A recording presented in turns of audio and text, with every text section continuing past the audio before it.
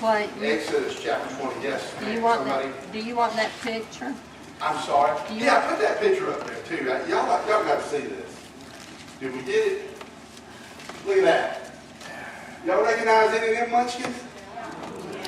That went in a worldwide, or international, let me put that, an international magazine for the GAs and the RAs. And they were recognized for the mission work they did. Remember when they did the bake and the cookie sale? And then the money went to missions? They were recognized for that. Isn't that cool? That is so cool, boy. And Mary said she's going to make copies for all the kids so that they'll have a copy, you know what I'm saying, and put it up there. And we will show this Sunday again, too. But we are very proud of them. We really are. They do a great job. Exodus chapter 20, we're talking about the Ten Commandments. We're talking about the law. We talked about how we got it. We talked a little bit about what its influence has been on society. And we stopped where we said that obedience to the law really is based on love. Because we love the Lord, this is the reason that we don't do these things. But this love that we have for Him will produce obedience. Okay? Obedience.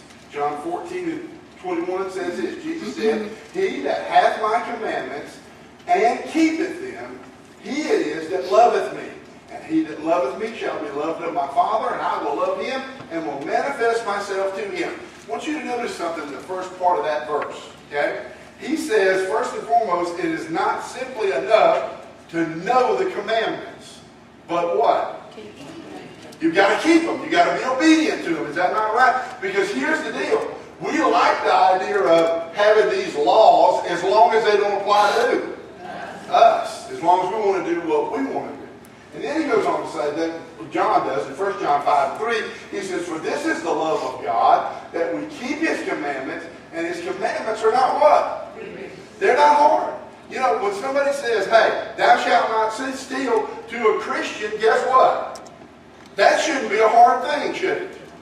Right? When he says, "Thou shalt not kill," that shouldn't be a hard thing to a Christian. Is that not right? But to some folks, guess what? Everything in the Bible is something grievous. Oh no, here we go again. God's telling me what I can do and what I can't do. Well, yeah, it's a good thing that He's got some standards there, because if He didn't, we'd be in a war with Him. Amen? So, Jesus fulfilled the law. We'll talk about this a little bit too, because the law is perfection. Now listen to this. 2 Corinthians 5:21 says, "For He hath made Him to be sin for us, who knew no sin, that we might be made the righteousness of God in Him." And that's justification that he's talking about there. He says, Hebrews 4:15 says, "For we have not a high priest which cannot be touched with the feelings of our infirmities, but was in all points tempted like as we were, yet what? Without sin." This is the reasons why Jesus didn't do away with the law. It was important that He preached the law and teach the law, because the law was perfection. Hebrews 7:26 says, "For such a high priest became us, who is holy, harmless, undefiled, separate from sinners, and made higher than the heavens." 1 Peter 1:18 and 19 says, "For as much as you know that you were not redeemed with corruptible things, such as silver and gold, from your vain conversation received by tradition from your fathers, but with the precious blood of Christ as a lamb without blemish and without spot." Okay? So Jesus perfectly kept the Ten Commandments. He perfectly kept the laws that God gave, and He lived without sin, because if He had not, guess what? He could not have been the sacrifice for us. All right? Did you catch hold of that? All right? So, the law now is the basis for a fair and a just society. That's what I'm telling you now. Because here's the deal. What do we always hear? If you're ever in a dispute and you're in a supervisory position, and you're dealing with an employee or a subordinate, guess what's the first thing you're going to hear? You're just not being fair to me. Right? There's a problem with that. You know what the problem is? Fair is in the eye of the beholder. Is that not right?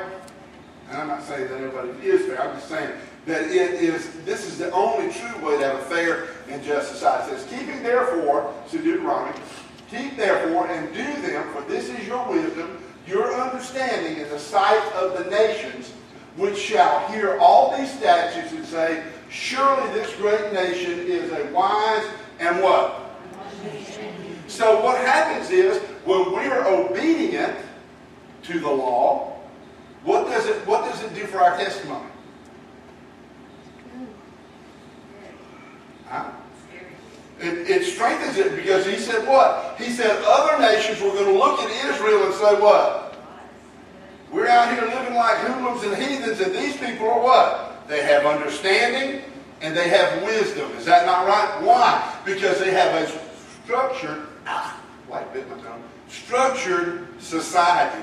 Think about this for just a minute, because we're going to talk about this in just a few minutes. What would it be like with no laws?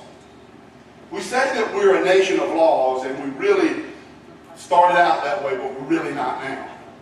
Not when you have laws on the books and nation or whole states say, we're not going to do that. You know what I'm saying? But really, what would it be like with no law? Total chaos. It'd be total chaos, is exactly right. Which is what we're seeing in these places where there is riots. Here's the deal, you know, nobody is saying you don't have a right to disagree or you don't have a right to protest. But you know what? You can protest without burning up a whole city block. Police cars and everything else. Right? Okay? Proverbs 14:34 says, righteousness exalteth a nation, but sin is a reproach to any people. In Romans 7:12, wherefore the law is holy, set apart, consecrated by God, and the commandments holy and just and good for all society. Okay? Now, the law governs whom? Really, at the end of the day, you know what I'm saying? Somebody don't have to come to you and say, don't steal. Don't take something from your neighbor. Don't covet your neighbor's stuff. Do they have to tell you that at the end of the day? Who do they have to tell that for? And I'll give you a good example. You ever heard the saying, the lock is only for who? Honest people. Because the thief is going to do what? He's going to break in. I used to say, if it ain't nailed down, hey, let me tell you something. This time of day, they'll find something and pull the nails out of it and tote it off anyway. All right? But the idea is that the law is for the people who have no law. Listen to this. This is 1 Timothy 1, 9 and 10. He says, knowing this, that the law is not made for who? It's not made for the honest man, but for the lawless and who?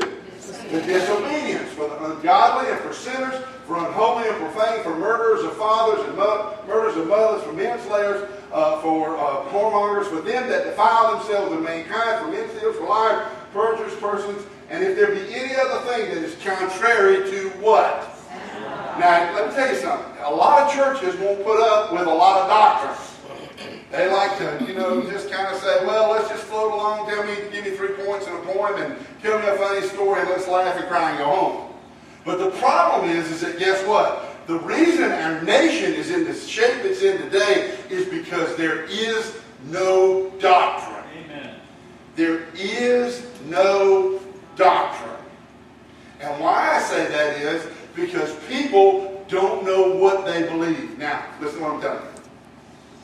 We try everything in society today in the medium of the public opinion.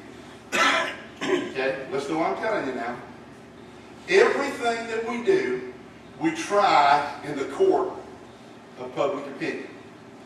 With twits that tweet and Instagrams that don't know what they're talking about and Facebooking. You know what I'm saying? Right? Because guess what happens? When anything of any consequence happens, the first thing that happens is, hey, what do you think about that? What do I care what you think about that?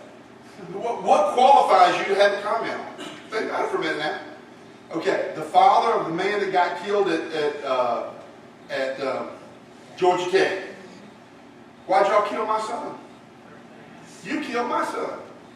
Why'd y'all shoot him? Why didn't you tase him? Why didn't you just beat him with a pipe? Why didn't you hit him with a stick? Why did you kill my son? Then he turns right around and says, I just dropped him off. The next question was, did you not know that he had mental health issues? Yes, I did. Why'd you drop him off?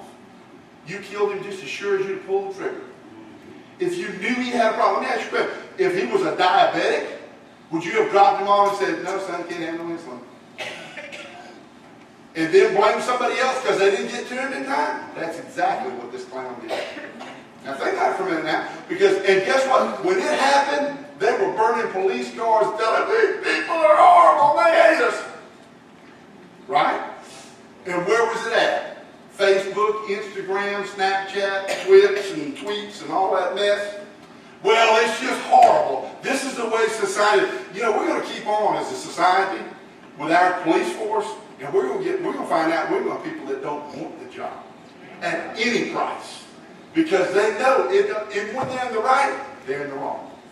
It's exactly what it boils down to. And that's where this nation is coming to. That's because of the moral decline. That's because we no longer can call lawlessness lawlessness. Now it has to be that somebody has a disease, or they didn't have color TV when they was a kid, or, you know what I'm saying, they were on food stamps and you weren't, and that's the reason why they did it. There is no personal responsibility. There's nobody that says, this is your fault, and now you have to deal with the consequences. And because of that, because we've coddled and nursered all of our children to the age of 55, guess what happens? Anything goes. We make an excuse for whatever they do, and, well, you know, hey, man, they're going to put him in jail. Well, you know what? You remember the old Beretta thing? Don't do the crime if you don't want to do the crime. Is that not right? Think about it. But because we've made excuses for them, guess what they think? Ain't happening to me. Because that's a lie of sin for everybody. It ain't just for me, it's for everybody. All right? So, basis for morality in society. All right?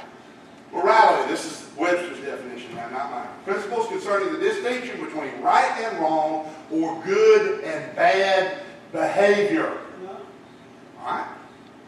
What is your basis for morality?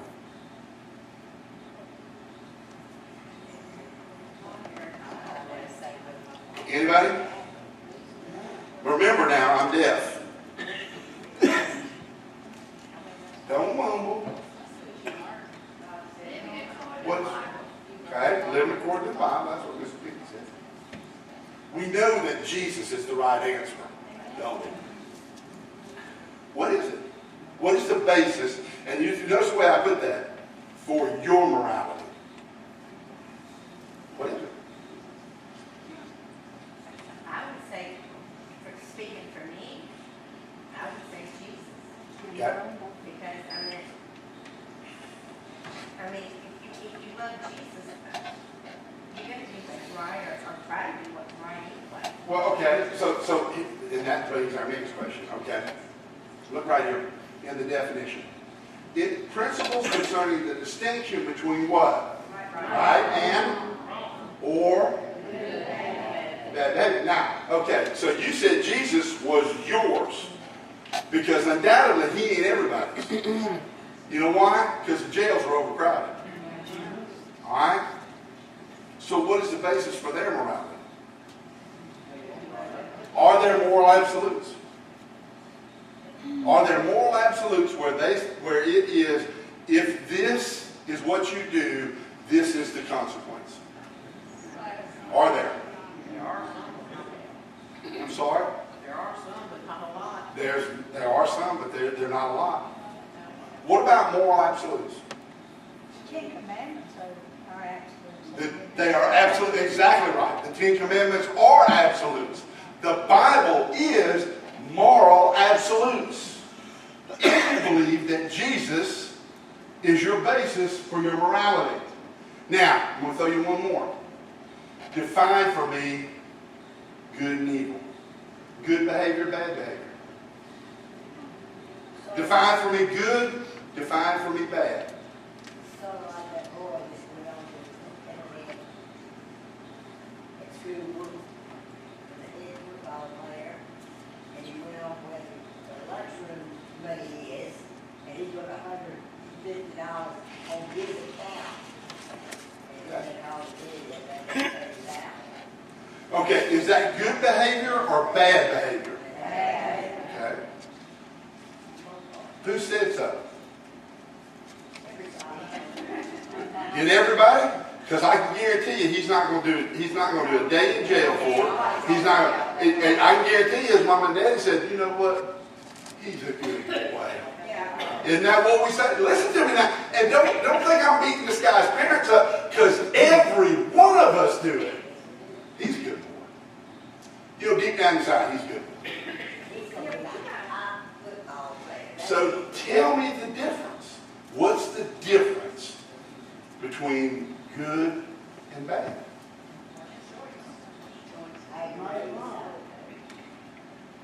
Define it. Tell me what is the difference? Tell me, Miss Barbara. Okay, sin is bad. I can go with that. Who said? But I don't believe the Bible.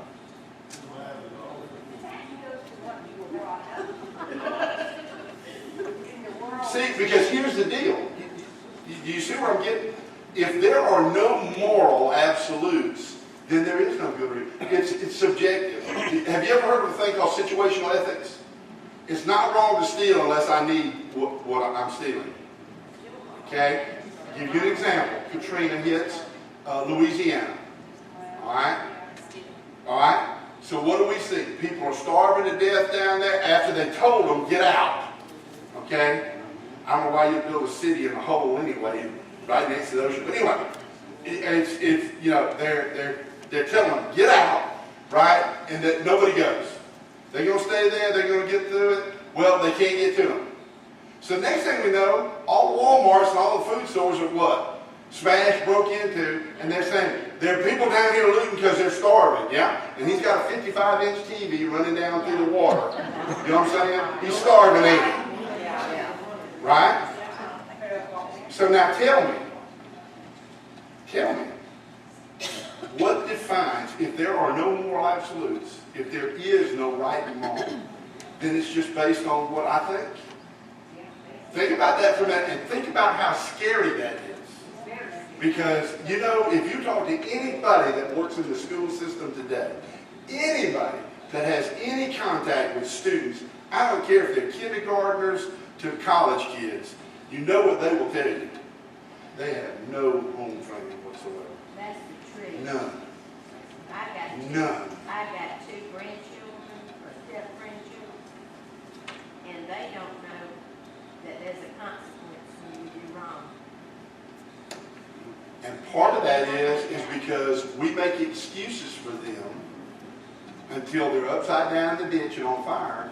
And then we want to know, you know what we say? The legal system is so tough. There's no compassion. Am I right or wrong? You know what I'm saying?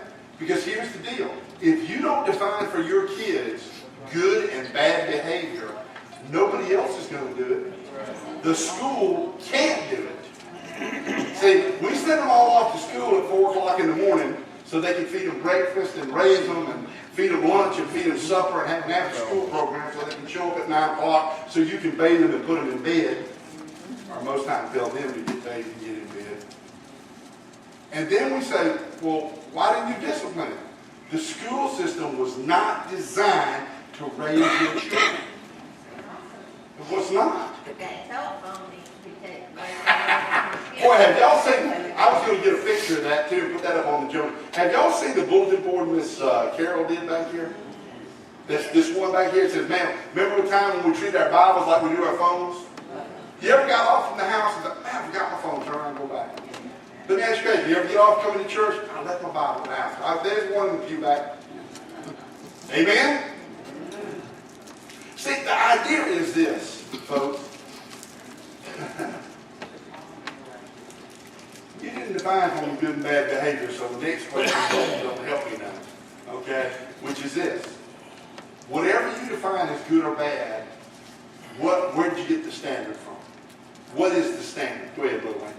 What's good and bad is probably the Bethesda Baptist Church body and then the group that meets at McDonald's on Wednesday. That's that situational ethics. That would probably today, you could have been voting. So the idea is that, think about it for a minute, okay? You got a society where the children have no home training. And you know why the children have no home training? Because their parents don't have no home training. That's exactly why. Okay? So now you put a bunch of diapered kids, 35 years old, into government, into your jobs, into everywhere. Guess what you're going to have? Chaos. That's exactly. And what do we see today? They're burning cities down right and left for whatever the reason is. Right? Let me ask you a question. Now, those shop owners that they destroyed their shops, okay, in their community. Now, how did that help their cause? It did what? It made the world look at them and say, you know, and then the guy from Missouri, the police chief comes in and says, you know, 90% of these people ain't even from around here. Somebody bust them in. Dropped them off. Right? Where is that? It's because there is no moral absolute. And there isn't. There isn't in our society today. And guess what happens? We have chaos. Because think about this for a minute. Think about a society with no morals. Think about that for a minute now. What does that look like? Think about a society with no morals. Well, look at the time it's taken for this to go on, Pastor. I mean, when you go back 60 years, a generation, and it's come this far in 60 years or so. I mean, where parents don't teach their kids how this is wrong, this is right. You do this, you do that. I mean, they don't, just like you say, they don't teach them anything anymore. They just I was talking with a lady at the hospital, and we were talking about, she was a grandmother, and we were talking about the fact that we were expecting, we had a granddog, and now we were expecting a grandyoung. And she said, yeah, she was raising two of hers. Now think about that, and if you talk to enough people, you think about how many grandparents are raising their grandchildren. Why? Even great-grandkids, you're right, that's right. Because why? Because the parents are too sorry to do anything with them. You know, it's like a, I hate, it's a poor analogy, forgive me. It's like a dog, you know, that just dropping a litter. You know what I'm saying? And let me tell you something. The drugs and stuff are so rampant today. Brother, let me tell you something. You don't think it can't touch you? It touches every part of society. I don't care whether you make $100,000 a year or whether you make $6 a year. It touches every part of society.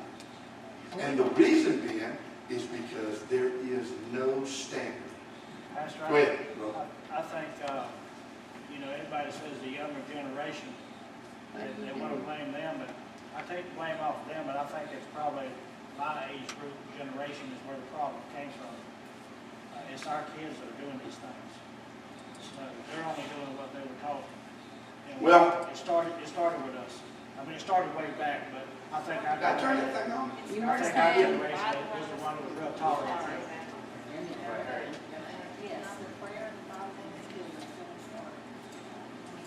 I'm sorry, somebody had a hand up. This Nancy, go ahead.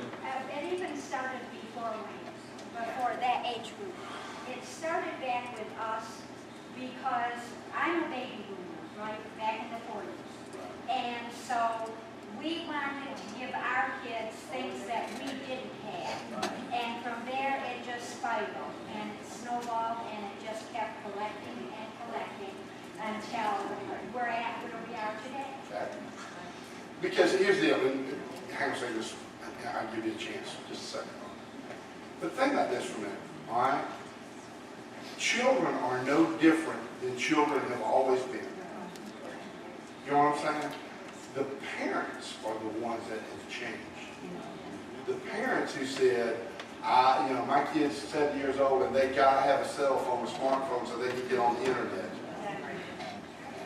You know, what do you mean? You don't want me to be on Facebook? That's the only way I can see my grandchildren. Yeah, that's where everybody else sees your grandchildren too. Even the ones you don't want to see.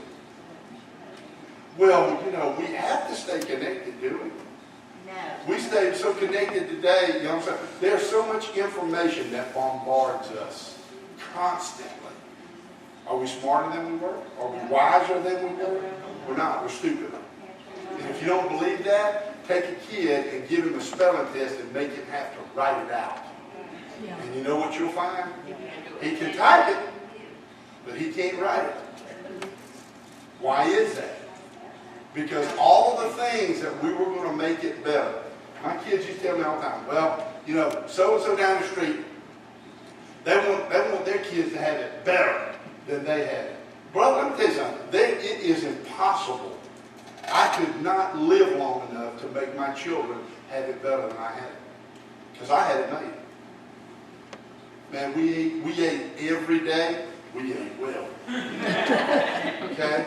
We always had some chore, work, something that needed to be done. We always had a roof over head. I never had to wonder where my mama was. I never had to wonder where my dad was. I always knew where they were at. When I got old enough to ramble, they always knew where we were. But the idea is that guess what? We don't see that in homes today. We see children having children who are living together because we don't say, gee, you know what, you ought to get married. And the reason we don't say you ought to get married is because most of us are in a blended marriage where we have stepchildren, and guess what the other spouse is doing? Instead of saying, no, you're not going to do that, they say, I got to be your friend. Because your mama won't love me if I'm not your friend. Dude, let me tell you something. Kids don't need friends. They got plenty of them. They need somebody to say, but no, you're not going to put a bone in your nose. No, you're not going to get 14 tattoos up and down both sides of your body and upside down. No, you're not doing that. But because, guess what? The parents got 14 bones in their nose. Nod your head. They got tattoos all up and down their back. What can they say to their kid when their kid comes to them? I tell you what I tell them. I'm a knucklehead and I shouldn't have done it, and you're not going to do it. But well, you can't do that. You're just narrow-minded. Oh, you're just, oh, I can't believe it. You don't want that 7-year-old to have a phone? Man, I'm going to tell you what, when I have phone problems, I go to Walmart and find me about a 6-year-old, hand him my phone, tell him, say, this thing's broken. He can fix it. I ain't kidding you. I'm serious. I mean, you know, kids here at church, man, they come, hey, preacher, my phone's broken. Can you do something with it? If they don't tote it off. The idea is that guess what? We've come to a point as a society where there's no morals. There is no basis for you to say no. And the media has gotten into the point now that says, oh, if you tell them no, we'll just take them away from them. And the government's exactly with them. Y'all know the story about Clayton and the phone call. Y'all have heard that, haven't you? Boy, Mary jacked him up here. He's talking about he's going to call them defects people. Boy, Mary got that phone down, and that was back before phones had cords on. She got that phone book out. She looked up defects. She dialed Meanwhil's number. Said, hey, Mr. Defects, they got a kid here who wants you to come get. What he thought was they were going to come get married. Yep. She said, no, they're coming to get you. They're taking you away. Maybe don't want to talk to them right now. Meanwhile, thought about it. She laughed about that till the day she died. And she said, I have no idea, Mary, what you were talking about. I'd like to have been there. That would have been great to have had, you know, one of those movie cameras or something and look that look on his face. She took Ashley outside one time. Where's Ashley at? She's in the back. I'm in there. I got you, son. You're good for tonight. Ashley was sitting in the bathtub now. She was about 8, 9. Is that right, Ashley? Yeah. About 8 or 9. Sitting in the bathtub. She said, Mary said, we're not doing that right now. She wanted to do something, go somewhere, buy something, whatever. Mary said, we're not doing that right now. Boy, Ashley turned around and said, I go to my granny. I get it from my granny. Really? Mary went in there, wrapped the towel around her, picked her up out of the bathtub, put her outside. It was about November. Naked. closed the door and locked it. Told you to go I there, said, go didn't see you? your granny. She changed tunes real quick. I think it was cold outside, Ashley. It was. Now, today, if you tell somebody that, you know what they say? Oh my gosh, what kind of barbarian are you? Right or wrong? See? Because guess what? We can't tell our kids no. And then, when they wind up in trouble, we say, wonder how they got here. And who gets the blame? God. I don't know why God let them get here. Didn't God the whole time trying to tell you don't do that? Wasn't the whole time God trying to tell you don't do that? So, I'm sorry, Ms. Willow. You know, forgot your point now. No, I haven't. You always say how much time kids spend in school, and I've seen it with my kids, and I'm sure Sherry can tell you. When Jessie did her senior project, which I don't remember at the time, she did her stuff, she had it in on time. So when it's time for them to graduate, and the ones that haven't done it, they take them and give them a peace party in the library to do their stuff, to get them to do it. So not only, because you can't have help, not only do you send them to school teaching them what you teach them, but they get there, they don't finish their work, and, oh, 3/4 of the students haven't done, you got 2 more weeks. Or, don't read a book. I can't find the answer, Mom. Did you read the book? No. You gotta read the book. Oh, they don't tell us this. I'm like, they will contradict what you do teach them when you do teach them right. So when you do have kids that you do teach right, when you do have kids that know, I don't know how to just make some people. When she was in high school, I would always say, no, that's not how to do it. They teach them in school to be entitled, whether they're entitled or not. They teach them that they're going to do it right. And even when you teach them right, let's not even count everybody who doesn't teach them right, because they're, like you said, the devil wants our kids, not us. That's exactly right. And Well, in most cases, he's got us. You don't need to worry about the kid. He's got us right where he wants us. he's going to go to the school, and only thing that we can know is to teach them right, is that the word's not going to avoid, and they'll come back to him, but in the meantime, they'll just drive crazy until they do come back. But I mean, it's not, a lot of it is us. Because I've been that way for so long now, so I don't want to go about. But at the same time, it's not just us. Well, and I don't think it's, don't think that I'm not bashing y'all or bashing y'all because I've done the exact same thing. You know what I'm saying? And it's something that you have to fight constantly. To say, look, you know, I mean, you know, I'll tell you what, we got to stop. It's 10 after. My wife is going to give me what for when we get done. So, yeah, she's over there with the kids, you know what I'm saying? So, yes, Ms. Barber. Well, you know, we grew up, basic needs, a roof over your head, food on the table, clothes on your back. That's all we needed. I mean, that's what we were given, that's what was provided for, and I think that's, it's not a basic need anymore, they want extra luxury, it's not so much of a basic. Well, if you don't believe that, just tell a kid to go outside and play. Yeah. Do what? You want me to go where? Yes, out. These have to beat us, they can bring us in. Yeah. This day and time, If they could find us. most women that have children this day and time don't even know who the father of their kids It are. can happen. Absolutely can. It's a sad thing. And it is because this law right here, because we play with it, we say, no, it ain't important. You want to see society come apart at the seams? Violate this law, and you'll find out. And there's a reason why. We'll get to that. All right. That having been said, we're out of tape. Any questions? Really confusion? If not, please be careful going to the house. We have a council meeting right after this. So if you're a department head or whatever, and you need to get something on the calendar, you need to come over next door. We'll be in the fellowship hall. Hopefully it'll be a brief meeting, but still come on over and get your stuff on the calendar. Okay? That hasn't been said. Anything else need to be said or not?